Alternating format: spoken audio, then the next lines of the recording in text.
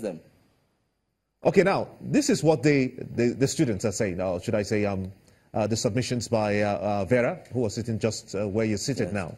Vera said that they are fully in support of what the state government is doing, but what they want to see is the presence of Mr. President in Benue to address these concerns. If he comes to Benue State, and you already have a law that stops and open grazing there, what impact will Mr. President's presence be in Benue State?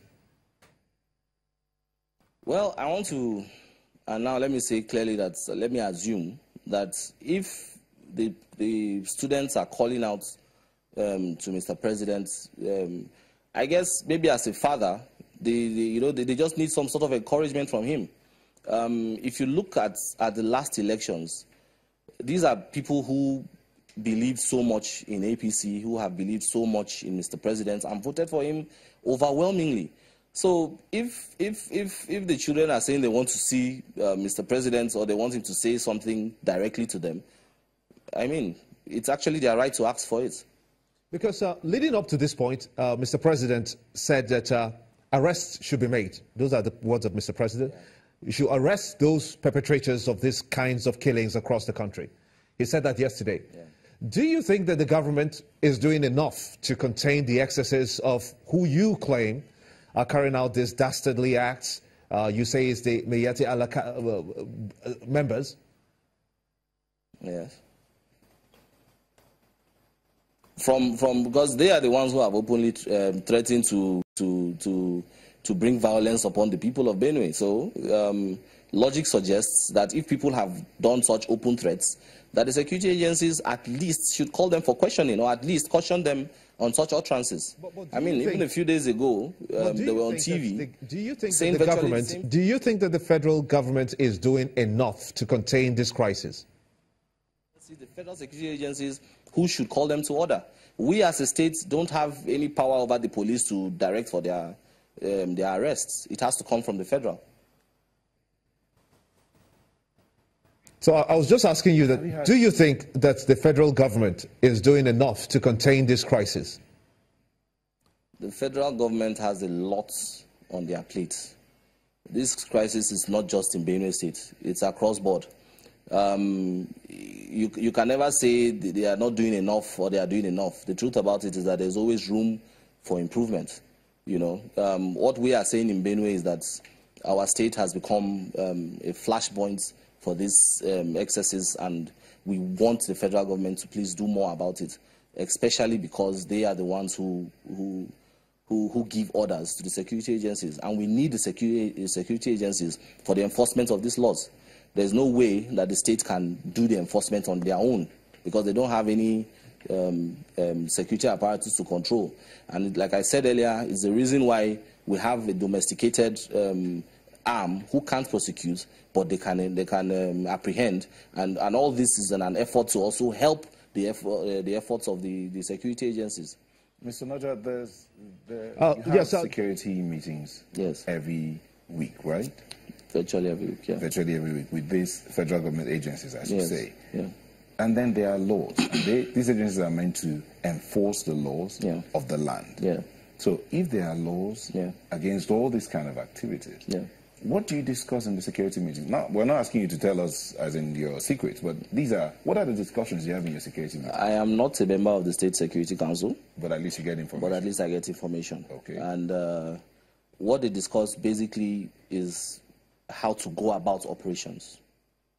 The governor, being the chief security officer of the state, must be briefed on whatever they come to the state to do.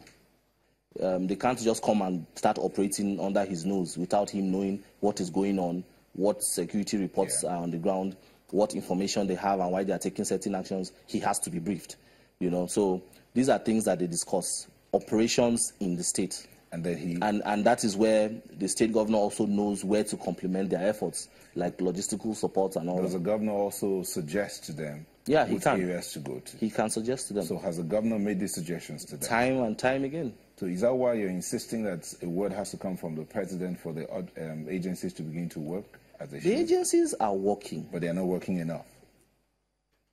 Like I said, I will not say they're not working enough, but we want them to work more. In what areas would you want them to work more?